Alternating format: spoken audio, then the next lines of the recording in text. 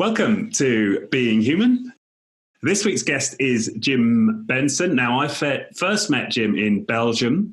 He was speaking at a conference there. We went for dinner. He really turned me on to this idea of personal Kanban. And we can get into a bit about what Kanban means. But basically, how can we be more productively as individuals using some of the lean and agile ideas? I've gone on to read his books. And there's tons that we can get into around that space. I also know, as well as being an author, you're a publisher, you're a founder, you've got a bunch of creative outlets, Renaissance man, you might say. So maybe we'll get into some of that as well. But Jim, welcome to the show. Thank you. It's good to be here. Great. So maybe we could start with, the book that perhaps you're best known for, Personal Kanban.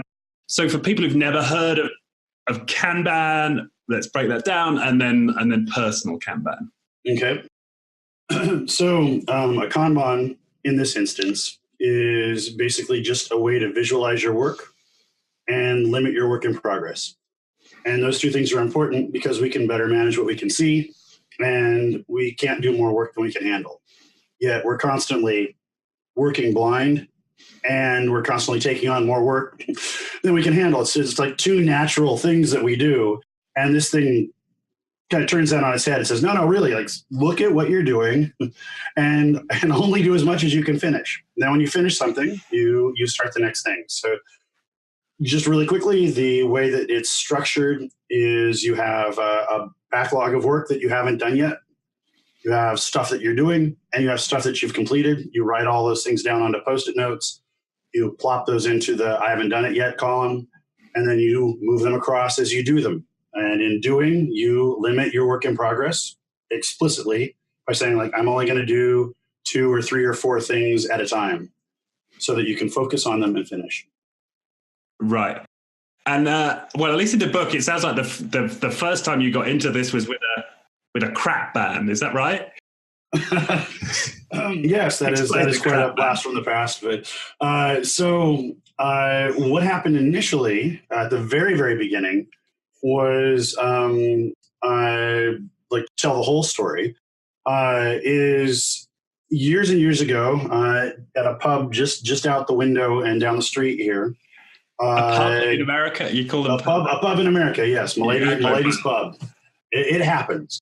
And David Anderson and I would meet there every week, and we would talk about 2 things. One is how we were managing our people at work, and our work itself. And we would drink scotch. And one day, on the back of a napkin, literally on the back of a napkin, we said, what if we laid out work like this?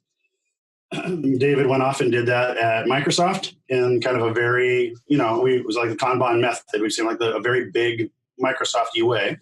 And I am more of a psychologist. My background is in psychology. So I went more for the individual or the personal way, or how we worked as individuals. And those 2 forms kind of evolved side by side. Okay. The story of the book is the Crapban. Do you want to tell us? Right. I think it's quite fun. You bet. So one of the things that happened was we've been using kind of our initial versions of Personal Kanban at my company. And at one point, it became necessary for me to move to Washington, D.C. And in order to move to Washington, D.C., at that point, I was the only person left in the office. And the office had been there for 12 years. So it was filled with crap. You can't imagine how much crap you amass. Well, maybe you can. In 12 years, you just get tons of stuff. And so alone, I had to figure out, or pretty much alone, I had to figure out like how to shut down all of our subscriptions, how to sell the furniture, how to move everything into storage, how to blah, blah, blah, blah, blah. And so I built this really ugly Kanban that we called Crapban. And it was all the crap that we had to do. And one of the reasons that was important was because we had fallen kind of in love with that move the sticky along way of working. But Crapban, at that point, I couldn't say I'm only going to work on 3 things at a time. I had to start a lot of things and leave them half done because it was like, call labor and industries and close our account. Well, that involves a lot of back and forth and things like that. So there was a check for doing, a check for kind of percent completed, and then like a section after that that said, what the state was that it was in. That is not a recommended way of working. That is like a high duress, I'm in an emergency way of working. But that, in a nutshell, that was Crapban. And the reason I like that is because I think a lot of people can relate to that. Like, just relate to that. Yeah, I've just got tons of crap going on, and how the hell do I move my way through it? Yeah. How do I calm the noise so that I can actually? So one of the things that did was, even though there was a ton of crap going on at the same time, I could focus on an individual fecal element and just focus on it and get it done while all the other stuff was going, because I was clear about what the status was of those other things. Right. And in the book, you talk about this because a lot of people, the way they deal with that is with to-do lists. So do you want to talk a bit more about the difference between a to-do list, which on face value, this might sound like a to-do list, and a Kanban? Okay. So a to-do list is, wow, this is total transparency here. This is a to-do list. And when you're done with a to-do list, the first thing that you do is you scrape it out, you kill it. So you can't learn from that because it's all scratched out. So what we want from the Kanban is we want to be able to see the work that's coming up, and we want to see it in a way where it is, and oddly enough, I have some Kanban tickets here because I also use Kanban. So here are some things in my backlog. You can see now, blurry, I'm not blurry, that when they're in your head, right now you can't see them. So you don't know what I could possibly be doing. Now you do. Right. In my head, things are kind of ethereal and crazy. Now everything has form and substance. So I can move them around. I can compare them to each other. With the to-do list, you can't compare things to each other. You can't see what is a prerequisite for something else. And then again, when it's done, you can't learn from it because you've just destroyed any record of it happening. But when this ticket moves along and moves into done, then this ticket here suddenly becomes something that is a permanent record of the work that you did. So you can evaluate it, examine it, learn from it. So it helps you learn. And the other thing you talk about is that it helps provide context for what you're doing. And you describe context as a waste. So that's interesting. Could you explain that? Or lack of context, should I say, as a waste? Lack of what? Context. Oh, context. Okay. So that was such an interesting question that I came up with 5 answers to it simultaneously. So all of our work happens in context. We treat tasks like they're individual elements, but these tasks are all for other people. We rarely do something just for the hell of it. So everything has a customer. That customer is generally waiting for the work. That customer has a desire for what it is that you're going to give to them, even if that customer is like your coworker or your colleague. But there's another person there. It's a relationship. And that relationship creates context, political context, fiscal context, stress context. And when we don't write things down, we tend to just make a lot of promises. And promises are cheap. Once you write something down on anything, you are much more likely to complete it because you have completed a transaction in your head saying, I am now writing down and committing to doing this. Now, strangely, that does not work with typing. So people say, can I use Trello or any of the things online? Yes, you can, but it will be less effective than writing it down. And part of that is that writing it down, when you're physically writing, you are actually processing the context of the thing that you are writing down. This is important enough for me to write down because Tony Ann is waiting for it. She needs it by Monday. And it's part of this particular thing that is going to make her a happier person. So if we don't understand the context of our work, we can't prioritize it. We will likely do it poorly. because we'll do it, kind of to the letter of the request and not necessarily to the actual customer need. Which is why when I'm working with companies and they have product managers or product owners, I counsel them to let the people who are actually doing the work also talk to the customer so that they understand the context even deeper. Right. And I suppose when they're having those conversations, I mean, this is taking it a little bit out of, well, I suppose it still could be within personal Kanban space, but when that personal Kanban is made public to the rest of the team, they can bring some of that context from their conversations to the broader team in a way they couldn't if it was still in their head. Exactly. Yeah. So if you have a team using it, and let's say that you have 5 or 6 people working and you have a pretty complex way of working. So you have a backlog and then you have 5 or 6 columns for, say, first draft, second draft, the client review, blah, blah, blah, blah, blah, and then release or done. As work flows through that, or the pieces of work flow through that value stream, everyone sees the evolving context of the work. Who's doing what? Are they stuck? Do they need my help? Do I need help? Is someone available to help me? Who's overloaded? Those types of things. And we can see that and we can act on it immediately rather than waiting till like we have a huddle or a stand-up meeting in the morning, or until somebody finally just cracks and says, I can't stand it here. I'm doing too much work. So seeing the board on a wall as a group gives the group a shared story or a shared understanding of not only the work as you've agreed to, but the work as it's evolving. And no project is ever finished as it was originally envisioned. There's always change in any project. Right. And something else you talk about, which I think we touch on here, is this idea that depersonalizing the work has things become less political. Yeah, could you expand on that? I think that's a very interesting idea. Yeah. So if you're trying to work, so you're sitting there and you're typing away, and then all of a sudden I'm just in your space. And I say, like, I need this. Number one, you don't have the context of what I just asked for. Number two, I am an interruption. Number three, interruptions are really annoying. And that is how we do 100% of our business right now. Yeah, right. We just run around and annoy the hell out of each other all the time. And then that becomes political. Why are you always in my space? Why are you always annoying me? Now, if all of the work is up on a board,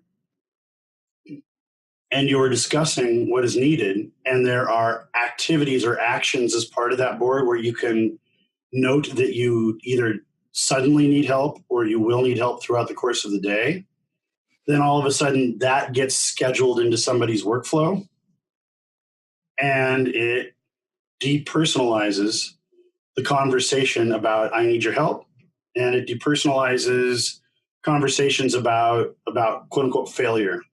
So if ticket flows from Richard to Tony Ann to Jim, and then it gets stuck visibly, everyone sees that the work was just flowing through the system and the work is stuck.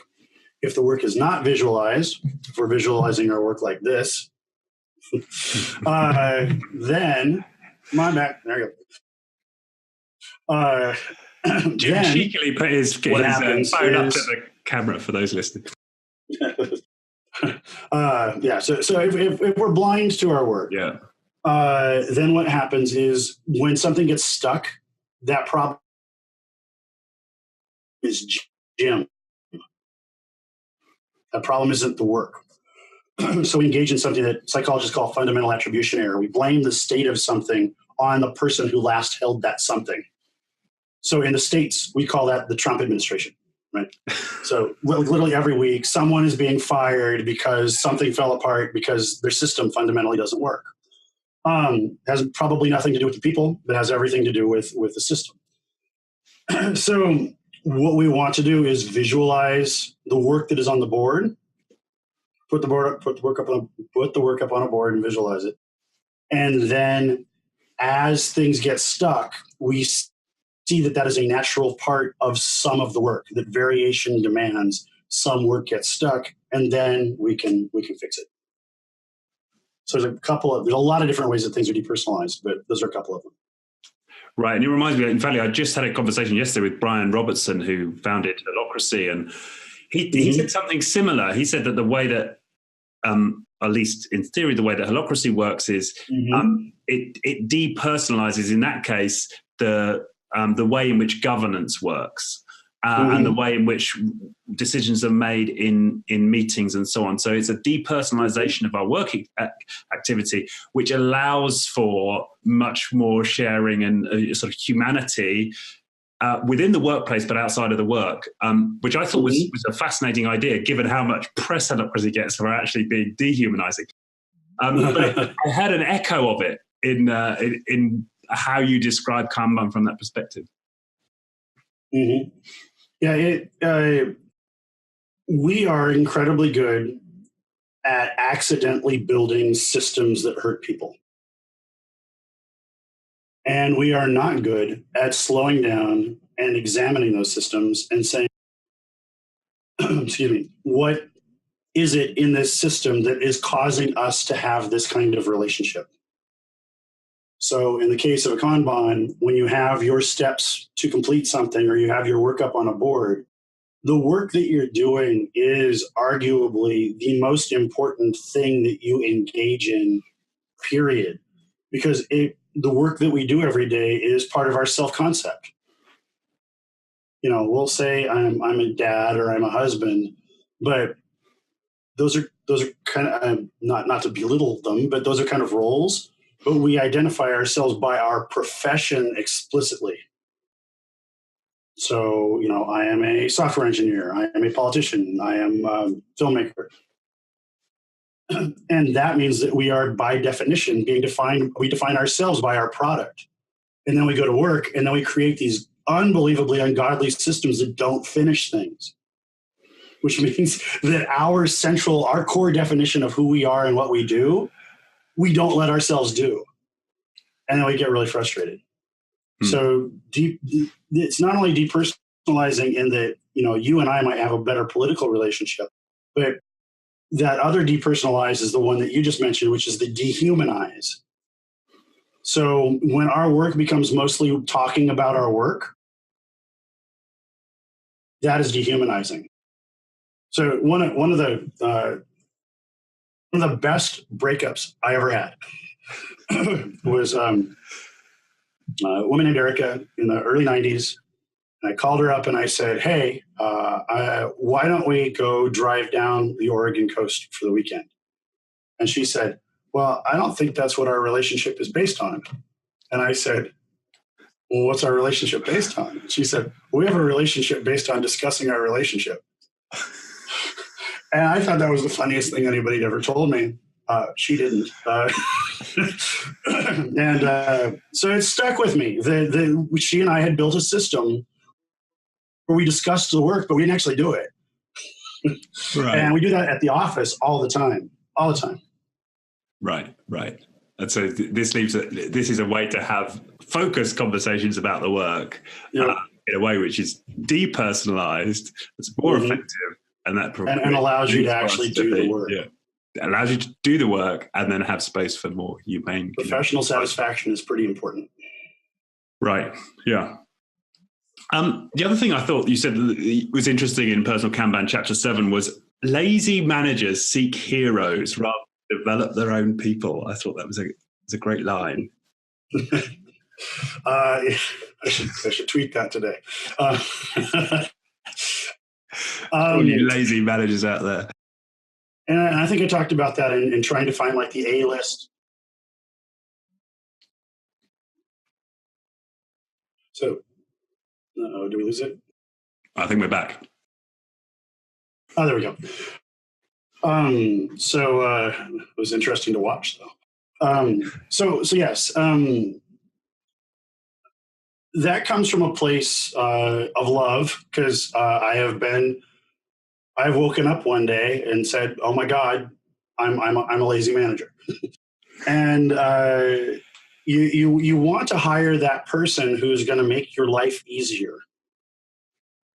And that is understandable. And it's probably in the end the product that you want. But when we hire people, we need to recognize that we're bringing them into our system and our way of working. And that if we hire them to be a hero, no hero ever pays attention to anybody else's system. They run roughshod right over it. And yes, they get their work done, but whether it's in Australian rules football, or whether it's in baseball, or whether it's in any other team sport, if you have one person on the field that feels like they're better than everybody else, everyone else will be worse than that person, and they'll be worse than themselves because of it. They'll rely on that person to get that stuff done. And then what happens is when there's a big problem, you have one problem solver and everyone else falls apart. Or you hire a whole bunch of those people, and then you just get ego battles. So at Gray Hill Solutions, we hired people by being problem solvers. We didn't ask them, can you code in C# or Perl or whatever? Well, we did, but we didn't judge them by that. We just wanted to make sure. But if they came and they said, I'm a C# expert, we're like, that's good. Go do that somewhere else. But if they came to us and said, yeah, I do C# and I do Perl and I do this, blah, blah, blah, blah, blah, blah, then we would say, okay, well, that's cool. You obviously enjoy the craft or the art of making software. Now, can you tell us a narrative of a problem that you faced and you solved? Not necessarily technical, but the harder the problem, the better. Even better if you solved it with other people. And what we want to do is judge a couple of things. One is, could they actually define a problem?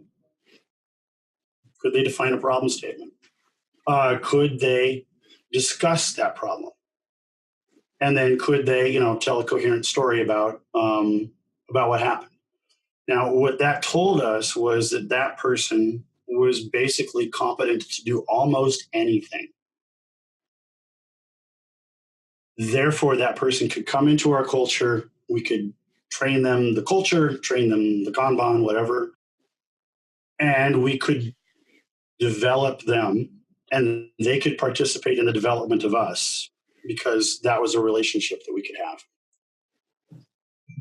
Right. And you talk about how you could, by inculcating, if you like, people into that way of thinking and that type of system, you'd have people who are maybe C-level developers operating at a similar level to what, your A-level. Oh, they would outperform high-level developers every time. Because there's another thing that we did as part of the Kanban, which is because the Kanban gave people context, it gave the work coherence.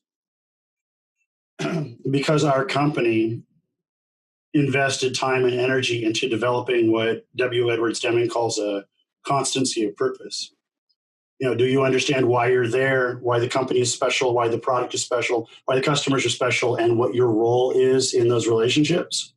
People can get almost anything done. Right.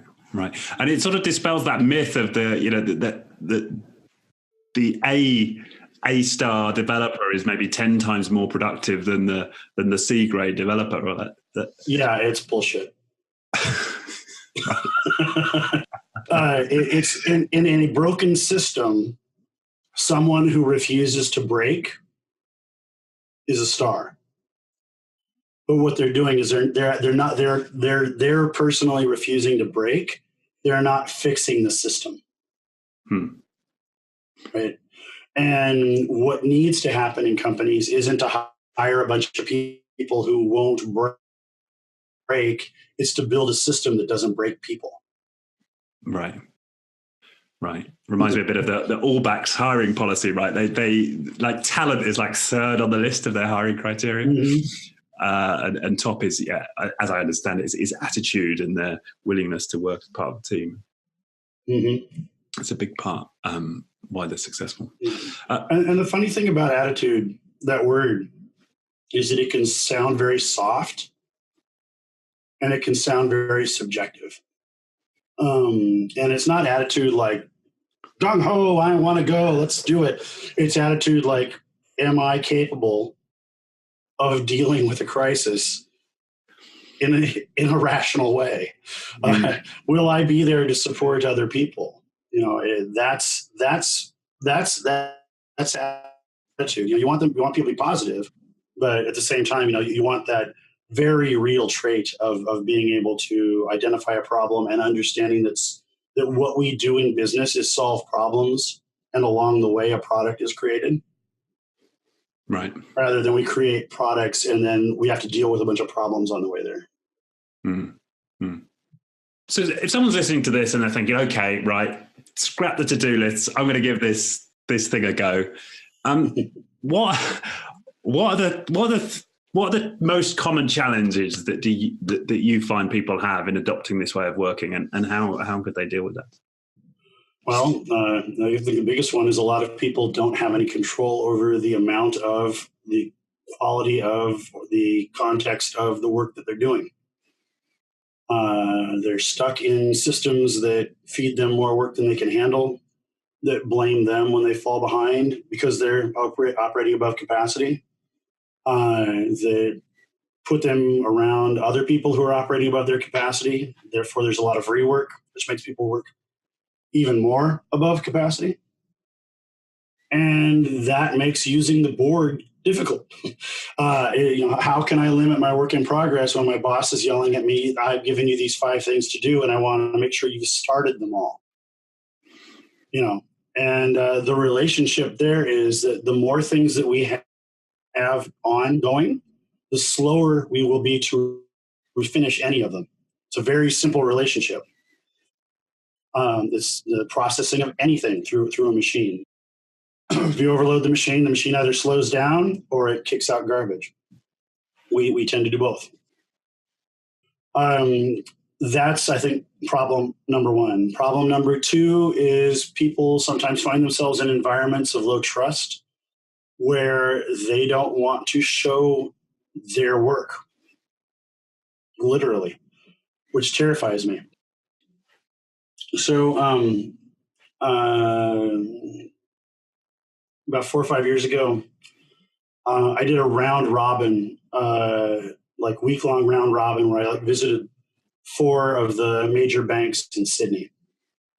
And I went to 3 of them, and to go back and borrow a word from earlier in the interview, they were all a crap show.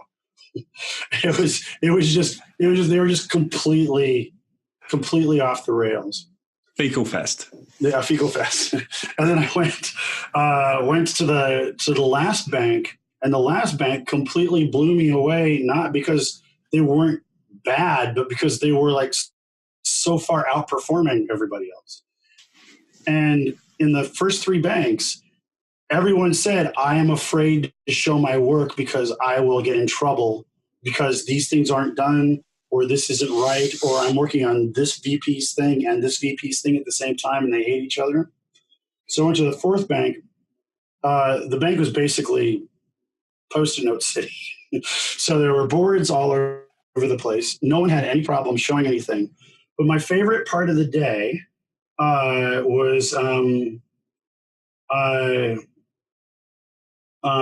we were at the end of the day, and one of the VPs comes up and says, "We're going to have our VP huddle at the end of the day. We'd like it if you come to it." So okay, that sounds interesting. And usually VP huddles are amusing, but this one was crazy because it wasn't in a conference room. It was literally in the middle of the building, and they brought out these foam core boards with their stuff on it. And this is the crazy part: it wasn't their work. What was on there was problems in progress that the different VPs were trying to solve in their group, in their silo.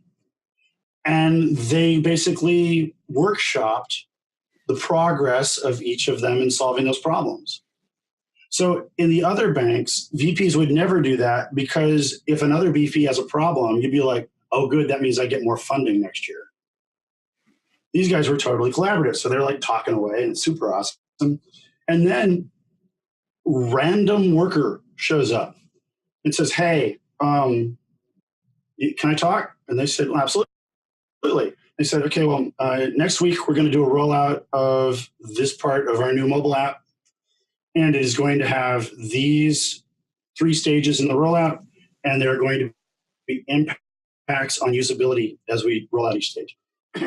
And then described what those impacts would be. And the VPs were like, that's really fantastic. Thanks for telling us. And the person leaves. They knew where the VPs would be. They felt like they could go and announce something, and they didn't think they were going to get judged or yelled at. And if there's one thing that you could judge or yell at somebody about, it's saying, we're going to roll this out and there will be impacts. Right. And I was just like, so they built a system that allowed their people to actually get their work done without all of the political fighting. And I would imagine that at those other 3 banks, any good decision costs that bank probably 15 to 20 times what it does, what a good decision costs the bank at the end. And what goes into that cost differential? Oh, well, excuse me. The more that the more okay, you can clip that one out. So certainly. So the more that you build a system, or that your system inhibits the free flow of information, or inhibits people from reporting or dealing with problems, the higher the impedance or the higher the overhead is going to be to make any good decision. And you will likely make a lot more bad decisions in your search for the good one if you build a system that in one way or another puts those political, personal, or otherwise procedural boundaries in the way of good people trying to do good work. So those were 4 banks, all of similar size, all in the same city, all populated by mostly Australians. They could not have been any similar, but one out of the 4 fundamentally felt like people had professional responsibility and follow through. Right.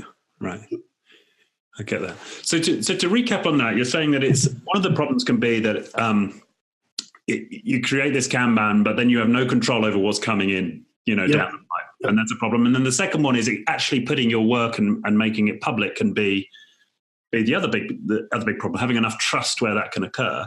Right. So how do people approach that conversation? And I'm just trying to imagine somebody, right, who's listening to this and they're like, okay, I'm going to put a Kanban up on my booth or my wall or whatever. And then my first problem is I'm just going to get rammed with stuff. So how do people approach those conversations?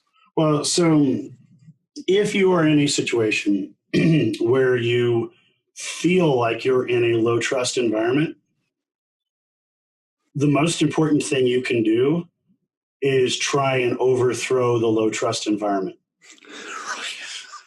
So call to arms. That's right. So you have to, if you find yourself that you're in a place that is actively hurting you, you have 2 choices. You can be a victim and you can remain hurt. Well, 3, you can quit, or you can change the system, and you can change the system.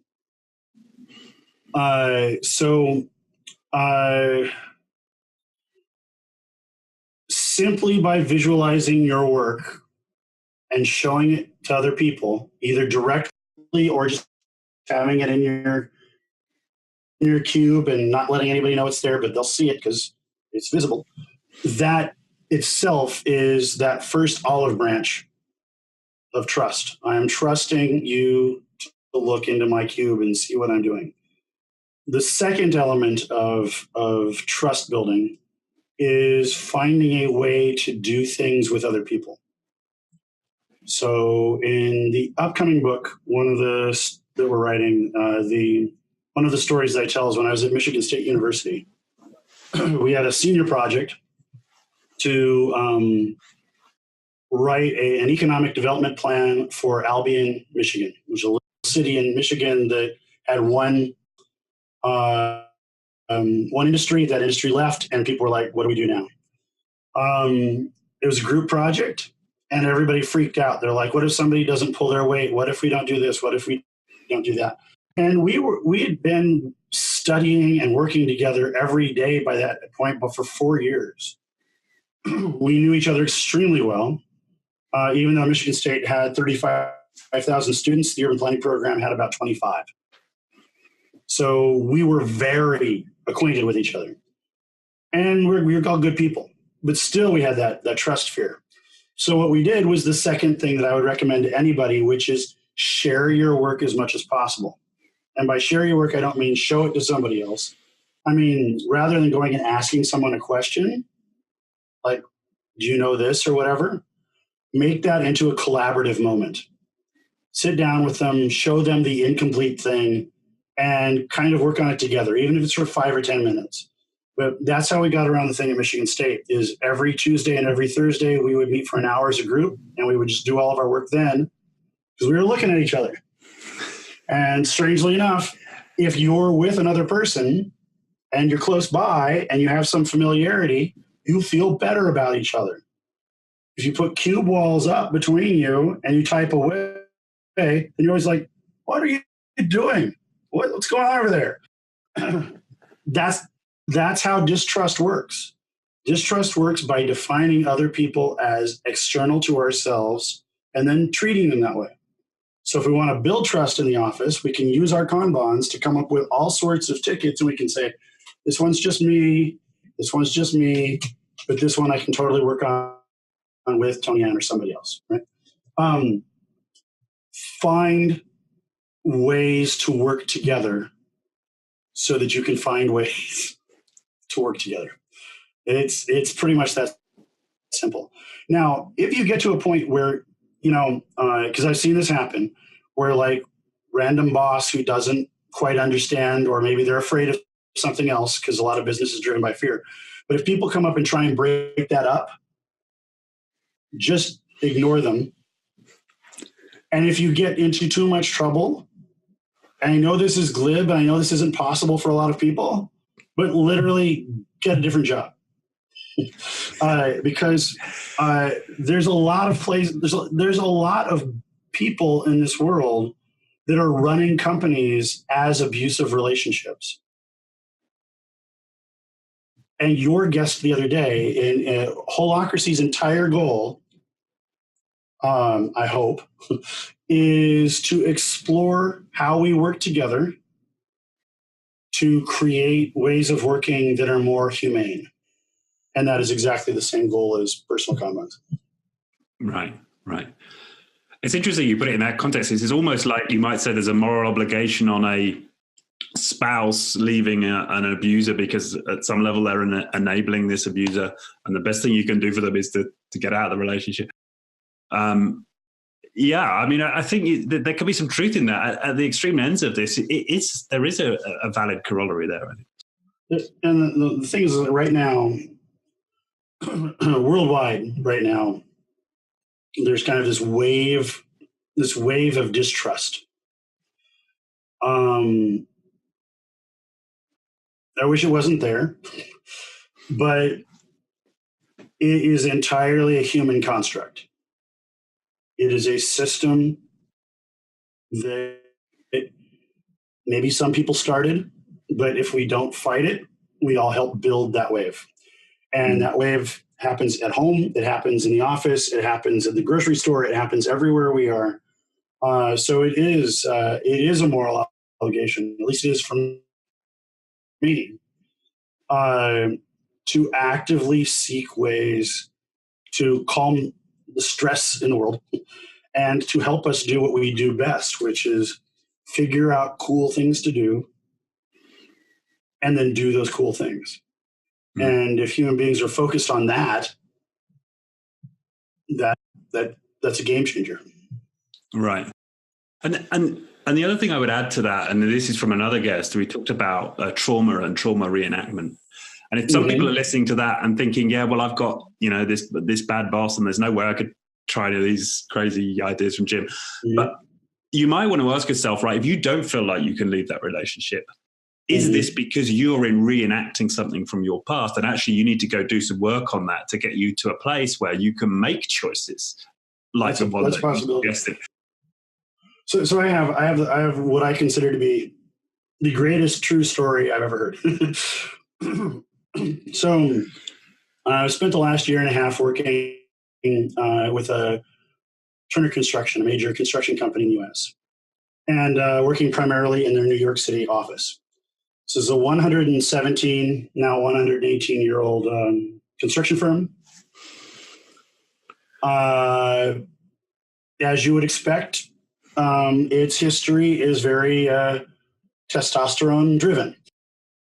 And so primarily the means of communication to subcontractors or to anybody else was yelling.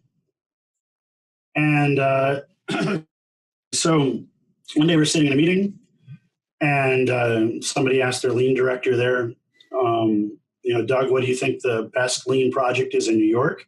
He said, I think it's the blah, blah project. And they're like, what? And he's like, yeah, blah, blah project, totally. And they're like, isn't this guy the project executive? And he's like, yeah. Like, isn't this guy the project manager? And he's like, yeah. And I'm like, they're assholes. How is that possible? And so I'm listening to this. I think this is hilarious. So then the next time I saw the project executive, I said, hey, I was in a meeting the other day and I found out you're an asshole. And and he said, oh, I was. He said, I was 30 years, I was an asshole. And I was like, well, that's a long time. And he's like, yeah. He's like, but that's how we did business. And he said, if something went wrong, you would yell and you'd scream and you'd cuss until you had basically berated the other person into doing whatever it was that you wanted them to do. He said, and it worked. Then he said, but who wants to live like that? Okay, so he was the asshole boss. His trademark, his patent, his whole worldview seen by other people was that he was a guy that got stuff done and was an asshole.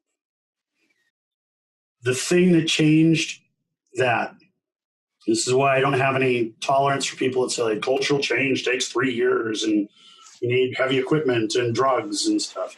It's cultural change literally can do what this did.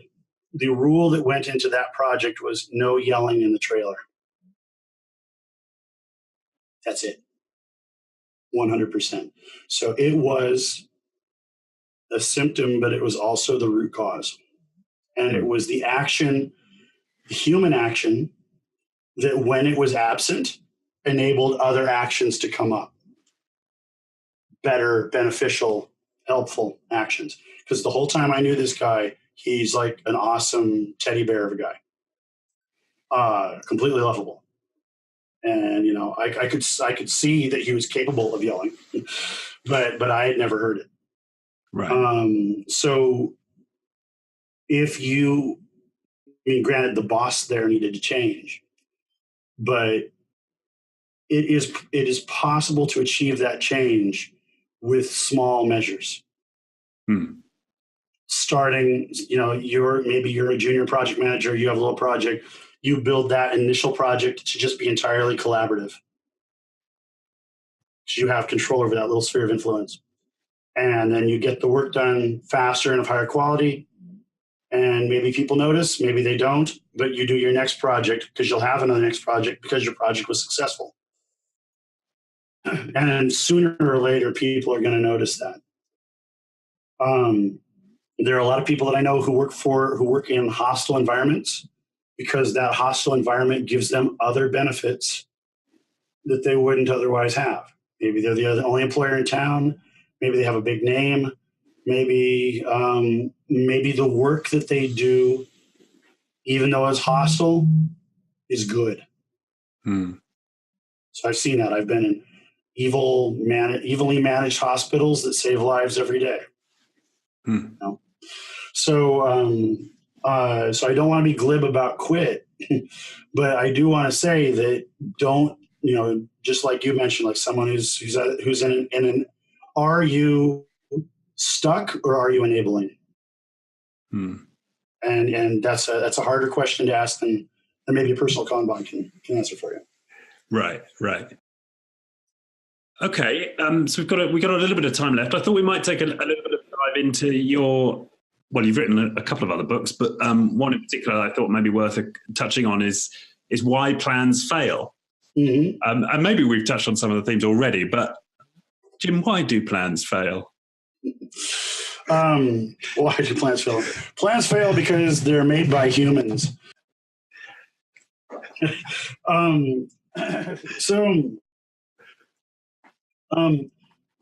At the heart of why plans fail is something in psychology is called the planning fallacy. And also in psychology, there are things called cognitive biases, which are basically shortcuts or reactions that we routinely make kind of at the subconscious level that we don't realize that we're making. And there's over 200 of them. So listing them all is difficult, but talking about the planning fallacy is easy. And it kind of is a big container for all the other ones. But what the planning fallacy basically says is that, it follows Hofstadter's law. And Hofstadter's law says human beings will underestimate any complex task, even if they're aware of Hofstadter's law. So we start every project by writing a plan. I am a certified urban planner, which means that I can legally make plans for cities or states or counties throughout North America with 50-year time horizons, because apparently my crystal ball is infallible. So the longer the plan, the more complex the plan, the more complicated the systems are, the more actors that you have in it, the bigger the deliverable, the more likely it is that something will go wrong. But even if we're just driving, even if our plan is to drive from home to a grocery store, we're steering the car. We're not hitting the grocery store button, although in a couple of years we probably will, and this will become a dated video. But either way, we don't at the moment hit the grocery store button and the car just goes straight to the grocery store. You have to steer around things. You have to actually aim. Our plans fail because we set up rigid plans up front, rigid systems up front, and we don't engage in learning.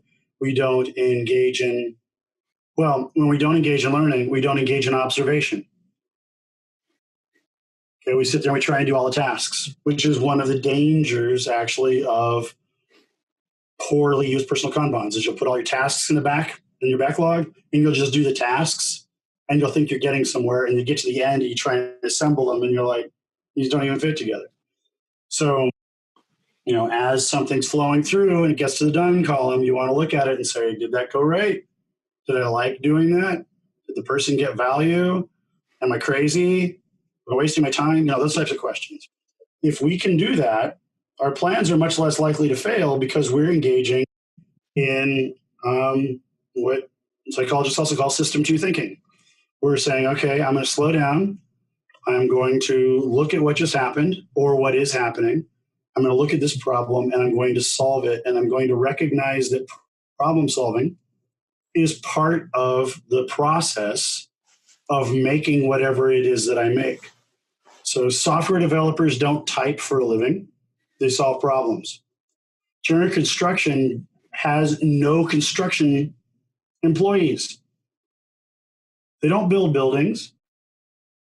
They figure out how buildings get built. They get design documents from the architect, and they're like, this works, this works, this works, this is crazy. They send the crazy bits back. They go back and forth until they figure out how it's going to get built. And they figure out how to buy it, which is figure out how much each sub-consultant is going to need in terms of time and money to get the work done. And then as they're going through, they find millions of other problems. They might, hit a gas vein or main, or they might They might have 3 weeks of blizzard. Something might happen that screws with the plan. And then their job as a general contractor is to reorient the project to get there. So it doesn't matter what industry you're in. Our original plan is a encapsulation of our wishful thinking at the beginning of the project. And as things happen, we learn. And as we learn, we adjust. And as we adjust, we more successfully and more quickly get to a successful project. Plans fail because we don't currently do any of that crap. No one does any of that crap. They say the most horrible thing is at the beginning of the year at companies, there's this big fight where everybody brings their idea and they fight over which projects they'll do. They write up the project plan in like October of one year, and they're supposed to finish it by December of the next year, as if nothing is going to change on those Gantt charts in the interim. And that's foolish. So short form, plans fail because we are governed by our cognitive biases, which makes us do some pretty foolish things. Right. But what's so fascinating about this, and you accept this in the book, is that even when we know it, it's almost as if we can't help but employ these biases constantly, engage these biases constantly. It's 100% true. So Daniel Kahneman in Thinking Fast and Slow said, simply being aware of a cognitive bias does not make you immune from it. So what the hell do we do, Jim? Well, what we do, just to be totally self-referential, is we visualize our work and we limit our work in progress. And we build collaborative systems. So by visualizing our work, what we are doing is we are taking a lot of those things that our cognitive biases would be firing on. We put them up on the wall where they're not only visible to me and to you and to everybody else, but they're also visible to all of our cognitive biases. And then we get together and I take this ticket and I say, hey, I think this means this and I'm about to do it. And everybody else says, you moron, that doesn't mean that. All of a sudden we have a conversation because this lack of alignment was caught. And that lack of alignment happens because none of our cognitive biases can be aligned. So those things, if we're doing them by ourselves, we're going to make all sorts of dumb decisions. When we start to employ them as a group, all of a sudden we get them as checks and balances. So it's like I'm going to run off and do this. And somebody's like, oh, slow down. Let's take a look at this and see what we really think this particular task entails. When we get up into the doing column or the doing section and we've limited our work in progress, that means that we're focusing on our work. We're working a little bit more slowly. And we're more likely to catch problems with our work rather than just trying to complete it quickly and get it done. And when we do catch that problem, we identify that problem with completing the task as opposed to inhibiting our ability to complete the task. So if we think of it as something that's inhibiting us, we're more likely, then I'm more likely to just kind of push it away and pretend like it's not there. But if I think that it's like between me and the camera, then I'm going to try and actually solve the problem. Right. So what we want to do is make things that in our system itself, and the work that's going through the system, and the people who are in that system. We want to make all that stuff explicit so that we have triggers to engage in that system 2 or that rational or deeper thought. Because all the cognitive biases are system 1. They're kind of on the surface. And the reason that they're there is because if they weren't, you wouldn't even get out of your house in the morning. Yeah. You'd be like, I wonder if that doorknob needs improvement. There's a lot of things that we don't need to pay attention to. So these help us filter them out. The problem is that as we become overloaded, then there's only so much capacity here and everything gets stuck in the filter. So it's like our capacity is kind of like the bottom of a coffee pot or say this tea kettle. And, we start pouring work into it. And after it gets to about here, it's just going to pour out the top. It's going to stuck in that system one area, and it's not going to be processed. Right. So we design the way that we work and we operate to engage in the deeper reflective processes where we're much less likely to engage our biases that come instinctually to us. And also to because cognitive biases are personal and they're cultural. So one of the joys of working around the world is seeing how different cultures process work differently, how they approach collaboration differently. And those differences are real. And learning from other people is often learning from how they're employing their filters and where they have success and they don't have success. And then being able to kind of take joy in that, whether it's cultural or individual. Right. So I write like the wind. I can write 30 pages a day. Evidently, given your output. Tony Ann literally could take an entire day to write a paragraph. And she's your co-author in a lot of these works. Right? Yes. Yeah. And so how that plays off for us is that, I can get a lot of ideas out there, but she goes through and she very carefully processes all of those. So my cognitive biases are like, how fast can these move? And her cognitive biases are, or her approach to this work is, have we explored every opportunity to make the point that we're trying to make in a way that can be consumed by the widest audience? And trust me, they are extremely different ways of working, and we frustrate each other all the time. But that check and balance is how the quality of our product is maintained. Yeah, and I would say, having read 3 of your books, is that they are incredibly clear. I mean, very, very clear, and even the layout, even the design of the book, I love. It's beautiful the way that you set out the text and the quotes. I find them to be very artful books, especially when we're talking about business books. Yeah, genuinely. Well, thank you. That was a reflection. Great. Okay, I know that you're having your Nest devices imminently installed. So yes. I don't want a nasty doorbell. Right. I don't want to keep you from that, but one question, if we've still got time, that I like to ask a lot of my guests is, sure. For you, Jim, what does it mean to be human? I love that question.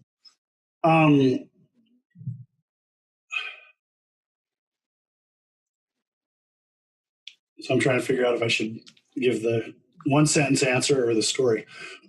So I'll give you both, and then you can clip out which one you don't want to use. Nothing gets clipped. It all goes in.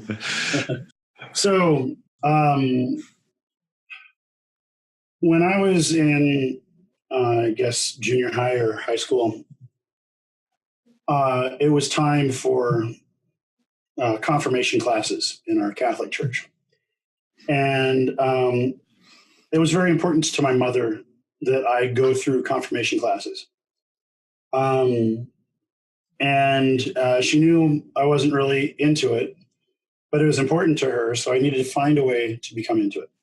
So I went to my priest, Father Chuck, and he was a Jesuit, a really wonderful guy.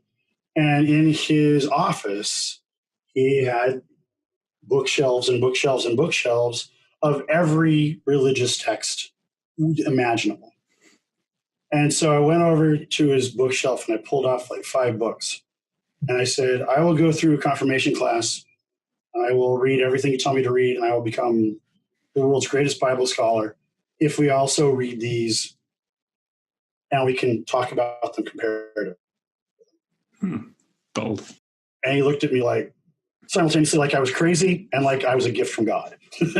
and so we read several different works. I participated like crazy. We got to the last day of confirmation classes, and Father Chuck comes out and he says, okay, so tomorrow we're going to have the confirmation ceremony, and everyone will be there except Jim, because Jim's not really into any of this. And he said, I want to thank you for going through this whole process, because you raised the level of conversation for the other students, and you made this very interesting. Not it wasn't just another class full of people. And what I took away from that study, what I took away from my studies in like existential psychology and just my own ethics, is that being human can only be about one thing, and that's leaving the world a better place than you found it. And trying to do your best not to do any harm. And if you can, find ways to help others. And that's what I hope that the works that we do. What is tough is that I, like everybody else, is still human, which means that we fall down a lot. We let our ego get in our way, our hubris get in our way, or we just do really dumb things. And I'm no exception. I've done some monstrously damaging things.